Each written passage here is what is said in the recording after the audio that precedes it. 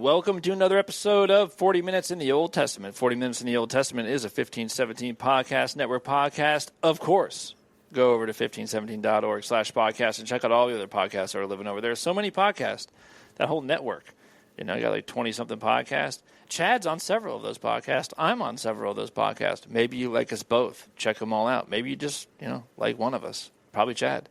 Go check out some of those other ones. Also, while you're over there, check out all the other things that 1517 is doing. Maybe you're like, dude, I ain't got time for more podcasts. Everybody's got a podcast. I can't listen to everybody's podcast. Well, we thank you that you're listening to this one. And so maybe read an article, sign up for an academy, whatever you want to do, and then go over to that donate link and become a contributor to help us keep doing what we're doing. That's how it's made possible, by people chipping in, supporting the work, keeping everything free to go out to the world. And we thank you very much if you are one of the people who do that. Chad, we are in Isaiah chapter 9, and we got just barely into it, just dipped our toe into chapter 9 and didn't get to, the real famous parts of chapter 9. No, Isaiah chapter 9 is pretty well known. We ended with, on the heels of, and the way that Isaiah works is in this law gospel dance. It's sort of like a lot of law, a little bit of gospel, a lot of law, a little bit of gospel. We got a lot of law, and then he says, hey, there's a promise coming. Some of you are going to stumble over this promise. You're going to be shattered to pieces over this promise. You're not going to probably like that. But there's these Gentile lands, and they're just wandering around in darkness, and they're going to see a great light, and some of them are going to like it. In fact, this is the nations are going to be multiplied. The joy is going to be increased. That's how we ended. And I think it's my opinion, what he's talking about there is that this joy increasing isn't just that each individual will have their joy increase, but in fact, more individuals outside of who you might think would be joyful about this promise are going to be included in it. Yeah, that's one of the major themes of Isaiah. In fact, I'm reading Augustine's Confessions right now, I think for the second time, and he was talking somewhere in there about. I kind of laughed when I read the line. He said, this is early in his conversion years. He said, I tried to read Isaiah, but the first verse kind of threw me off, so I stopped, which I thought was kind of funny. But he went on to say that Isaiah was well known for speaking about the Messiah, and this is what caught my attention, and about how the gospel spreads to the Gentiles. So I thought, I guess you went on to read Isaiah in totality later on, Augustine, because, of course, that is one of the major themes of Isaiah. It's not restricted to Isaiah alone, of course, but you see it prominent. It's displayed over and over in Isaiah. And we'll encounter this a lot of different times, especially when we get to the servant songs.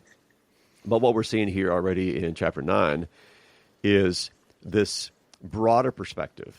A lot of people have kind of a narrow perspective on the Old Testament. It's a caricature. They think, God is only concerned about Israel, only addresses Israel. But it's just not true. In Genesis 12, Abraham is supposed to be a blessing to all the families of the earth. So the gospel promise has always been cosmic. It's always been all the peoples. It just, in the ups and downs of history in the Old Testament, there's sometimes more of a focus on Israel, sometimes more of a focus on Israel and the nations. But certainly, Isaiah is famous for the gospel being spread to the Gentiles as well as to the Israelites. Well, the way it makes total sense if you think about it. Over and over, what God is saying to the leaders, whether that be prophets or kings or Abraham, whatever it is hey, I'm trying to use you to bring about a thing for the world. This is the message over and over again. And so you're like, is it focused on Israel? Well, yeah, of course, because God is focusing on Israel, but the language is always there. I'm focused on you because I'm trying to do something through you, right? And so if you were to, if you're going to build something, you're going to build a house, and someone's like, why are you so focused on the lumber? And you're like, well, because I'm trying to do something with this lumber. See, the point is not the lumber. I'm trying to build a house here. And this is sort of what the Old Testament is God's like, I'm focusing on this wood because I'm trying to build a house for the world. out of this wood. And that's how you should read it, is that, yes, does it narrowly focus in a lot of the time? Yeah, it does, because the promise is that it will come out of this people. And so, yes, we're dealing with this people.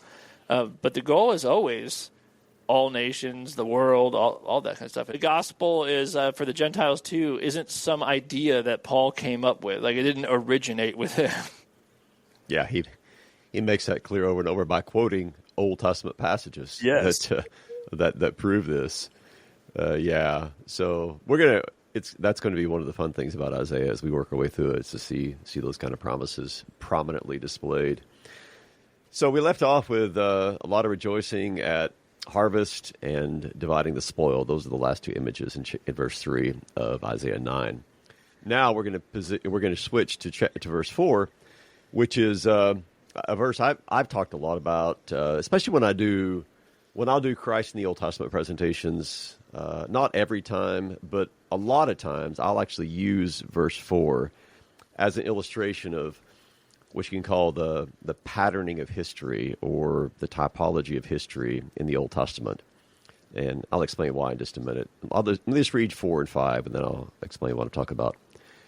For the yoke of his burden and the staff for his shoulder, the rod of his oppressor, you have broken as on the day of Midian. For every boot of the tramping warrior in battle tumult, and every garment rolled in blood will be burned as fuel for the fire. So when you go back to verse 4, you got 3 images, all of which are connected with oppression: a yoke, a staff, and a rod. Now, we're probably more accustomed to hearing about, your rod and your staff, they comfort me, which indeed they do when you're looking at Psalm 23. But that's not what it's talking about here. The yoke and the staff and the rod, all 3 images are for oppression. And if you go back to their usage earlier in the scriptures, all 3 of these are connected with Egypt and the domination of Egypt over Israel when they enslaved him in those early chapters of Exodus. A yoke especially. When you hear yoke used, I just did a video about this a couple days ago for Bible in 1 year, and I was looking at all the occurrences of yoke in the Old Testament, and almost without exception, a yoke is a negative image, because it's the image of someone is laying an oppressive burden upon your neck. They're not just a pain in the neck. They're actually, heaving burdens upon you. You're being forced to do something against your will that is painful, that is oppressive, that is putting you in bondage, whatever it is. So a typical expression for being under someone's power is under their yoke. And as an aside, that's what makes what Jesus says in Matthew 11 so ironic, because when he says, "Take my yoke upon you and learn from me," he's using that in an ironic sort of way. He's like, yeah, you're going to actually enjoy my yoke because it's easy, and my burden is light, because typically yoke has this, real negative connotation. So all that's kind of a lead-in. When we hear about the yoke of his burden and the staff for his shoulder and the rod for his oppressor, what we're expecting in the very next verse is some reference back to what God did for Israel in Egypt. So you have broken as on the day of Pharaoh, or as on the day of Egypt, or something like that. That's what we would have anticipated with this kind of introduction. But that's not what he says. He says, you have broken as on the day of Midian. And what this is talking about is something we covered way back in the book of Judges 6 through 9, when you have Gideon being called by God to rescue the Israelites from the oppression of the Midianites, as well as the Amalekites and the sons of the east.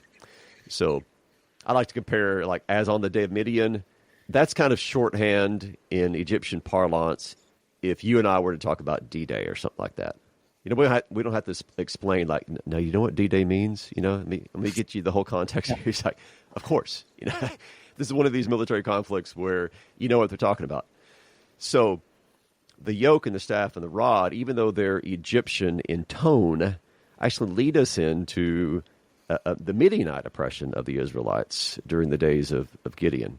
So what Isaiah is doing here is something pretty cool, and you see this a lot of times in the Old Testament, where Isaiah is basically, you might say, preaching on Judges 6 through 9. He's looking back to what God did for Israel in the days of Midian and delivering his people from that yoke, staff, and rod. and saying, you know what? Just like God used Gideon as a rescuer of his people against overwhelming odds. Remember, there was only 300 of these guys, and they had silly weapons like trumpets and torches and all that. So just like God did for his people back then, so he's got something in store that's going to be analogous to that in the days of the Messiah.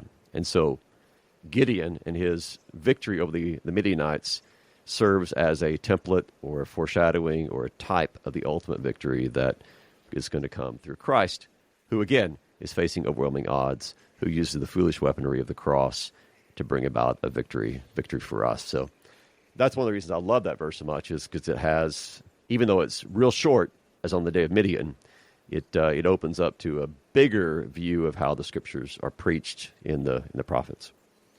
Yeah, one of the things that's cool about this is that I like the sort of threefold four or three becauses, right? So you have like this verse where you're going to have the nation's going to be multiplied and the joy is going to be increased and you're going to have rejoicing, enjoying the harvest, and you're going to be glad and all this stuff. And you can kind of read this as why? Because yokes and burdens are lifted and the rods of oppressors are broken. Okay. Why is that? Because war is going to end and bloodshed is going to cease. That's why. Why is that going to happen? Because, and then you get into verse 6. I like the sort of way it is written because it doesn't have the why in there, obviously, but that's the kind of implication is, well, why this? Well, because of this. Well, why is that happening? Because of this. And then the final sort of, well, why is all that going to happen? And you get to this really famous verse in Isaiah 9:6. All of the final because, right? So this is all good things that are happening because other good things are happening, and you get to the final, like, what's the root of all this? Like, what's what precedes all of these things happening? And you're like, right there at the foundation of all of these things, you get this because to us a child is born, to us a son is given. That's why. Yeah, it's a fantastic lead into that. The whole breaking of the yoke, and then the burning of the military accoutrements. You know, the boots of the warriors and the garments rolled in blood. That's kind of like that. Reminds me of like they'll hammer their swords into plowshares. Yeah. You know, it's this transforming of the implements of warfare into something else. Yeah, so all of that leads up to the reason that we can rejoice. The reason that this rod is going to be broken, the reason there's going to be a destruction of military warfare is all because of what verse 6 and the next few verses tell us. So you might not suspect either. Like if you were just reading this for the first time, you're like, wow. So is it going to be like because a king like takes power, like or whatever? Like is it because God is going to show up in His might and do all these things? You're like, oh, check it out, man. Like the cause of all of this, like the thing that happens in history that makes all of this possible is a child. You're like, wait a minute, what? Like, what do you mean a child is born? Like a child is born every minute of every day. So like what? Like what's so great about that? And of course, that's how God does it, right? Like, hey, I have all these wonderful things are going to happen because why? Because a baby exists. Like a baby is born. Which is pretty cool. It's very cool. Yeah, that's God's way of surprising you at the very end. Yeah, with the just what seems ordinary, and yet His extraordinariness is hidden in that ordinary thing. Well, it seems like you could ask someone like this, and they'd be like, "So why is all this happening?" You're like, "Tell you what, I'll give you 3 guesses. Like, is it a king? No. Is it a general? No. Is it some kind of populist politician? No. No, it's a baby. See, this is great. That's the answer. That's the everything. Yeah, yeah. So I'll read 6 and 7. Even though people have heard this many, many times, it's worth hearing again. For to us a child is born, to us a son is given, and the government shall be upon his shoulder, and his name shall be called Wonderful Counselor, Mighty God, Everlasting Father, Prince of Peace. Of the increase of his government and of peace there will be no end. On the throne of David and over his kingdom, to establish it and to uphold it with justice and with righteousness, from this time forth and forevermore. The zeal of the Lord of hosts will do this. Man, that's such a powerful couple of verses there. I love those. It's so good. Because you do have like this because, but also like this 4 and 6 is like, yes, because, but also this for us. I mean, this is like, we do this all the time here at 1517, but like this is, I mean, you want like your Old Testament Christ for you verse here it is. Like it's for to us, a child is born, to us, a son is given. And so who is Jesus born for? He's born for you. He's born for you. He's born for me. And who's he given to? Like God has given you. He's gifted you his son that you might be saved. This is just one of the great passages in all the scriptures. Yeah. I mean, this is echoed at the birth of Jesus. For you, this day is born in the city of David a Savior who is Christ the Lord. Yeah. Yeah, so we had this baby. A baby's been born, okay? What kind of baby? Well, he's a son.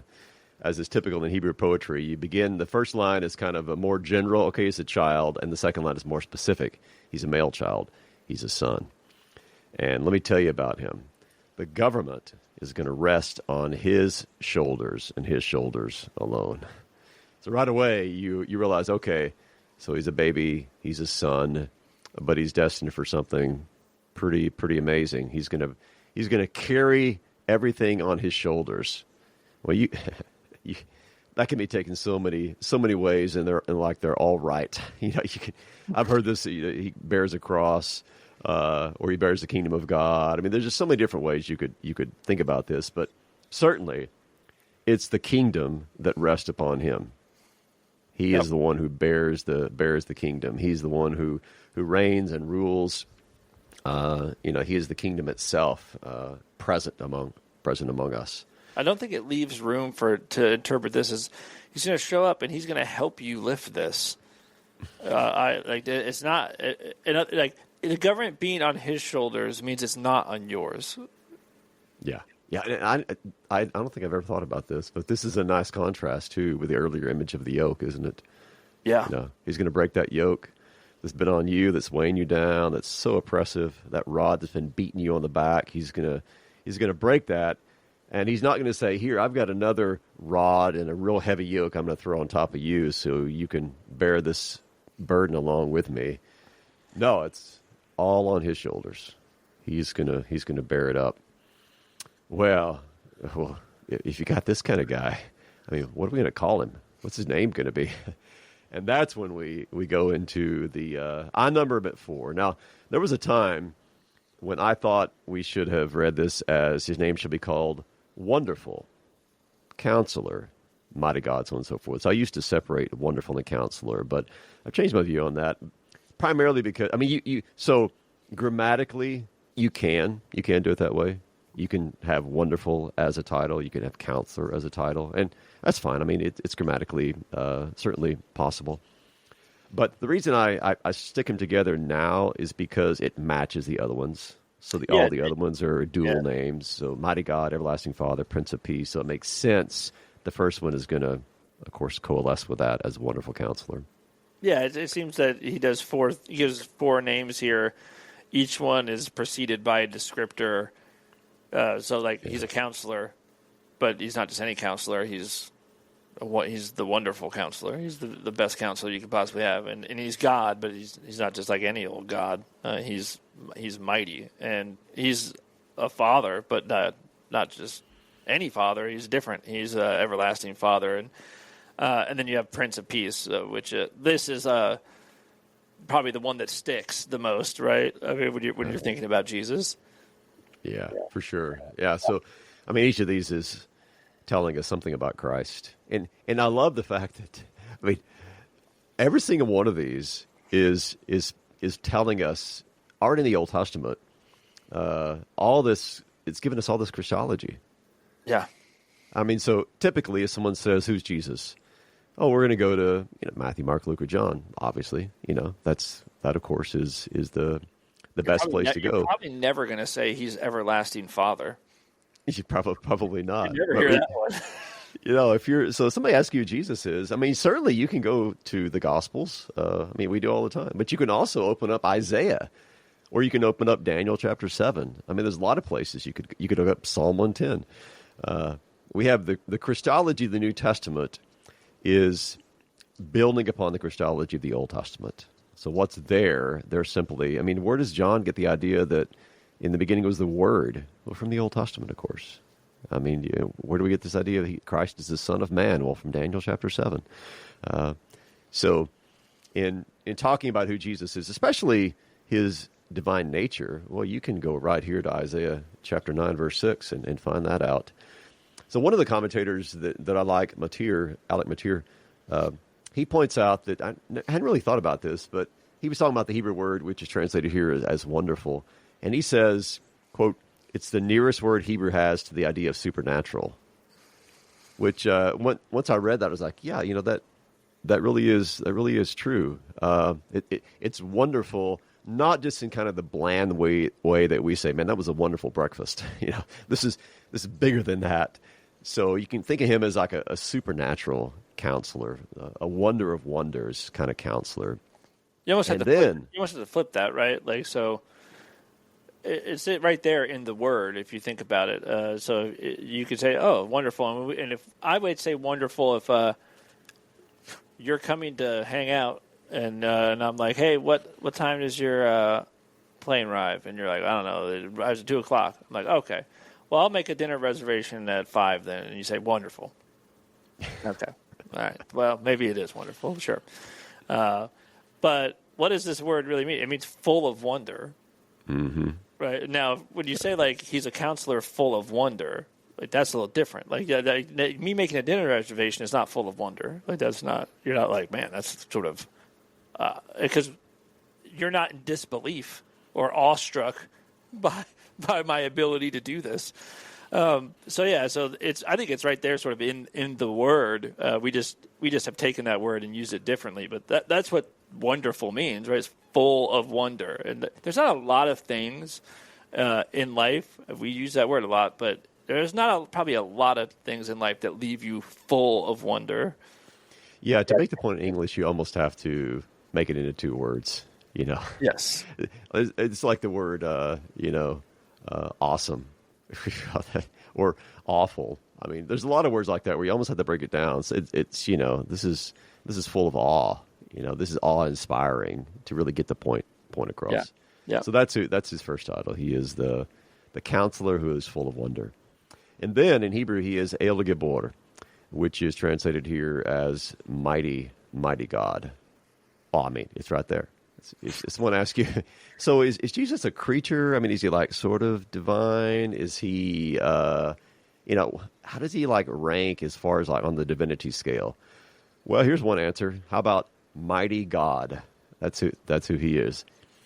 And in fact, later in chapter 10, I don't have the reference here in front of me, but in chapter 10, this same expression, El Gibor, is going to be used in an unqualified way in reference to Yahweh.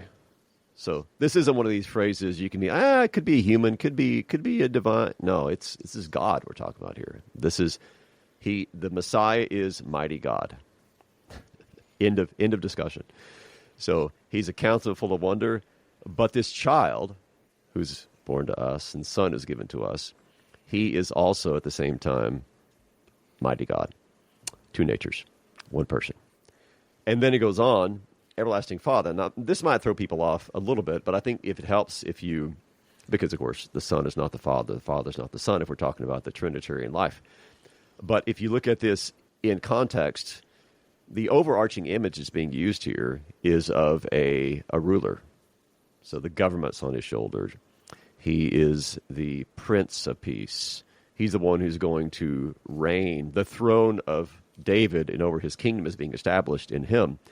So when it calls him an everlasting Father, it's talking about how he is the father of the kingdom, which is a typical term for kings. They are to be the father king who cares for the family of the citizenry. So he's the everlasting father, and that he exercises paternal love, concern, and rule over his people, not for 20 or 40 years, of course, but as it says here, in an everlasting sort of way.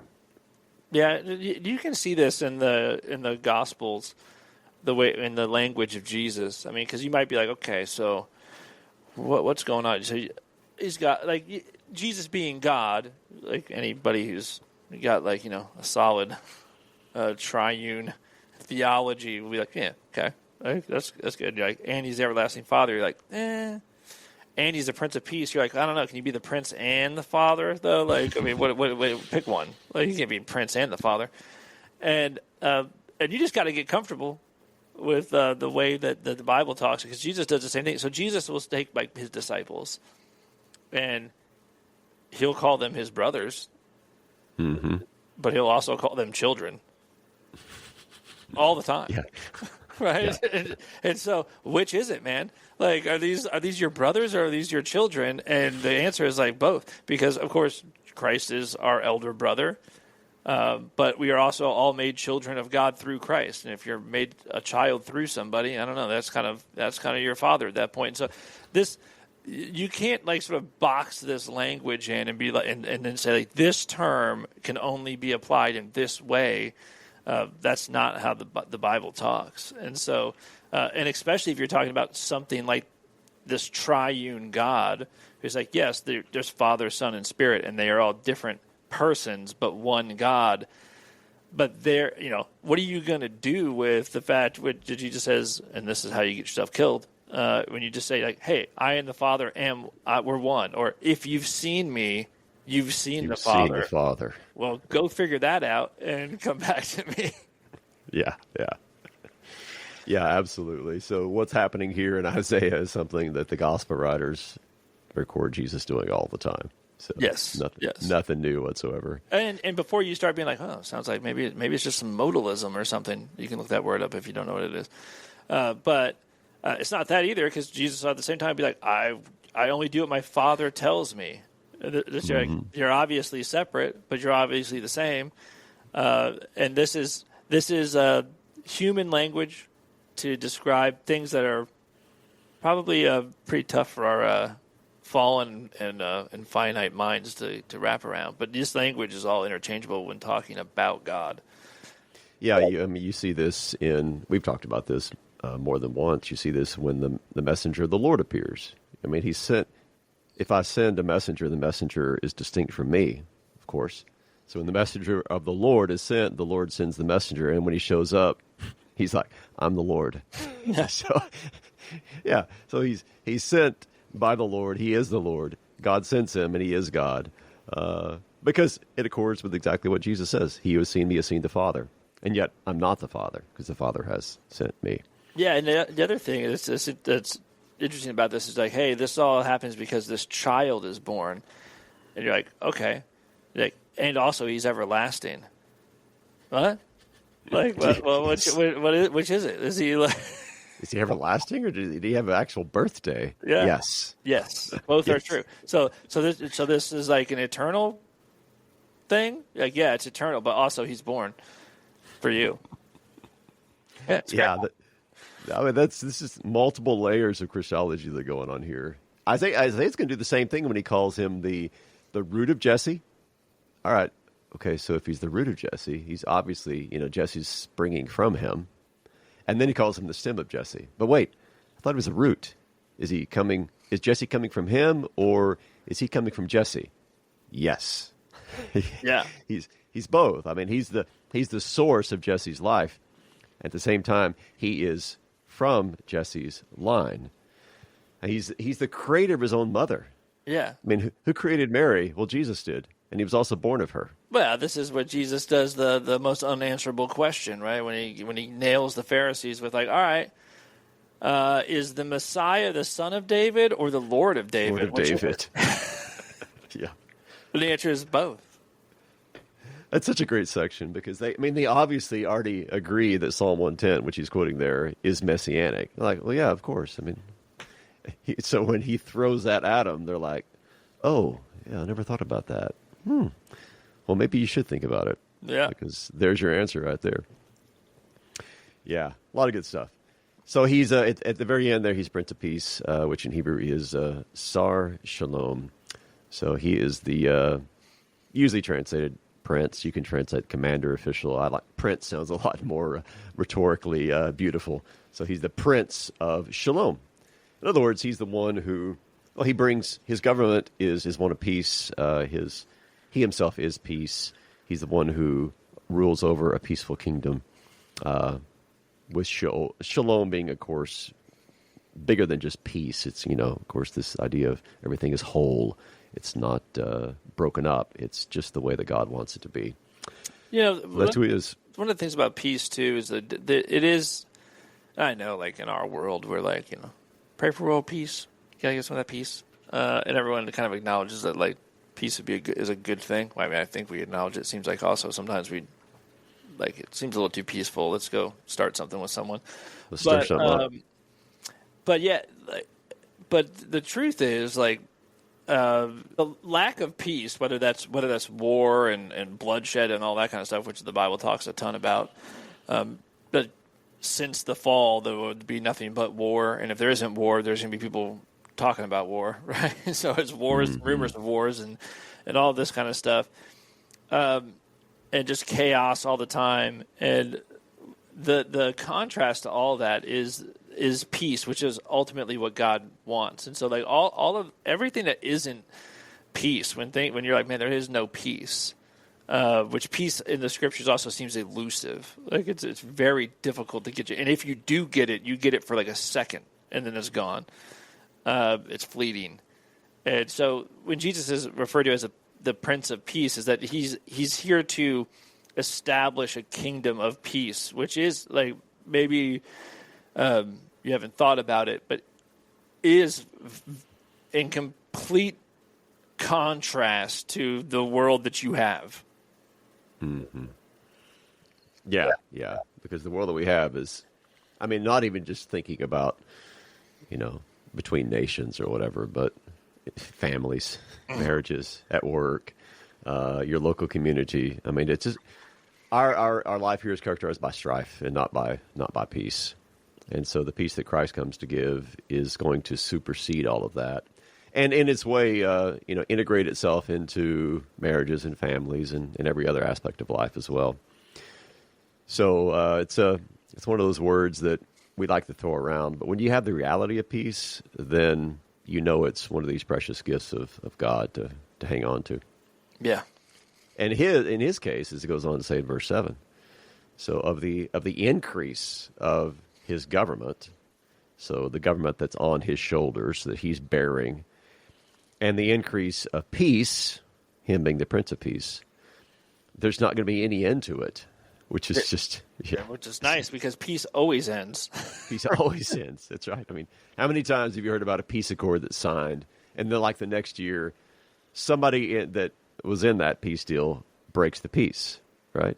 That's just the way this works because people are always rebelling or undermining peace in one way or another. But in this kingdom, this government, the peace will never end. It's always going to keep expanding. That's why we that's what rest in peace is about, right? So you tell someone, if someone dies, and then you say to the other one, they're like, well, rest in peace. And what are you saying? Well, maybe the only upside to death is that maybe you're finally, at long last, like, is it possible that you are now at peace, right? Because you certainly, nobody is while they're here. So that's how elusive it is. Like, I don't know, like maybe you get it when you die. Mm-hmm. Yeah, I often think about that when thinking about my, people I've lost, whether it's Luke or my dad or anybody close to me. I'll not just think about it, but I'll sometimes say, well, they're now at peace, because it doesn't matter how long we live. There's always going to be strife. There's always going to be stress. There's always going to be worry, anxiety, warfare, all kinds of stuff that just characterizes life in a fallen world. So you almost got to get out of this world if you're really going to rest in peace. then because you're finally face to face with the Prince of Peace himself, and so you can finally know that you're in a place where peace will never end. Yeah. And so he's gonna. Where's he gonna do all this? How's he gonna make all this happen? Well, it's gonna be on the throne of David, and over his kingdom. He's going to establish it, and he's going to uphold it with justice and with righteousness from this time forth and forever. So, I mean, Isaiah lives quite a while after David, but from the time that God gave the promise to David, going back to 2 Samuel 7, that he was going to put one of his sons on the throne, and that he's going to establish that son on the throne, not for a temporary reign, but forever. From the time that promise came to David through the prophet, then there's this anticipation. Is it going to be Solomon? Not really. Is it going to be a Rehoboam? Definitely not. that guy with the young guy with a big head. No, it's not going to be Rehoboam. Well, is it going to be any of the other kings that came after him? I expect there was this anticipation every time a new son of David came along, or great-grandson, or great-great-grandson. Well, maybe he's going to be the guy. A string of disappointments for sure. But we do know the throne sits there. It's occupied time and time again by sinners. But eventually that throne of David is going to have an occupant who indeed will be the wonderful counselor, the mighty God, the everlasting Father, the Prince of Peace, the one who bears the government on his shoulders. And it's because of that, then, that when the angel Gabriel comes to Mary and says what he says in the Gospel of Luke, one of the things that he says that he is going to, I don't have it here in front of me, but he's going to sit on the throne of his father David, right? This is the one who finally is going to be the descendant of David, who is going to fulfill everything that God promised to David, everything that God promised through Isaiah. So he's going to sit on the throne of David, which, of course, why he rides into Jerusalem the way he does. He rides in as a king. He's come as the son of David. Just like Solomon rode into Jerusalem on the day of his coronation. So this true son of David, greater than Solomon, rides into Jerusalem on the back of a donkey. And there he establishes his kingdom. But, not the way anybody anticipated. He rides in to die. I mean, that's, you could say he takes the throne when he's nailed to the cross, right? Yeah. In some ways. I mean, that's the beginning. He's going to be seated at the right hand of his Father in his ascension, and he's going to rule from there. But he's already, in a salvific way, taking his seat on that throne by being nailed to the cross. Well, because there he's reigning. The cross is where God, if you're going to establish a throne, and you're going to uphold this throne with justice and righteousness, like Christ on the cross is about justice and righteousness. That's the whole thing right there. Yeah, those are the things going on. It's justice for your sins. Righteousness for your salvation. That is what is happening there, and that's the end of it too. Like from that time and forever, that's the throne of God. Like that's it. There is no more. There's not going to be someone else riding in on a donkey doing after this. Like this is the last one. And one of the things I love about this text, and I know, guys, we only got through like 4 verses or whatever it was we did, but this is just a packed section, so it's bound to happen sometimes. But the last line here, like the zeal of the Lord of the host will do this, I love it because it gives you the like what is the cause of this? What is it that makes God do it? Right, so we know that he's got it's all the foundation of this is like this baby being born, and that's why all these other things are going to happen. But what made God decide to do that? And this word zeal, which is just like passion, right? Well, nothing else other than like the passion of God. That's what's behind it all. Yeah. And that's what accomplishes it all. It's not just like it will, like that's what will do it. This reminds me so much of Jesus talking to Nicodemus and dropping, probably the most famous line of all time. He says, "For God so loved the world." That's what this says. Like, the love of God did this. Man, I got nothing to add to that. You said it all. You said it perfectly. That's what's going to do it. The passionate, zealous love of God. That's what's going to accomplish it. Yeah. And all right. Well, that's it. We'll be in this podcast for 20 more years if we don't pick up the pace, but I think we'll pick it up. Sometimes you got some dense stuff that you just can't get off it. We probably got to savor it. We probably could have spent 80 minutes in those verses, but easily. But we'll be moving on. Isaiah's got more to say. Make sure you come back next episode for that. Chad, I'll see you then. See you then.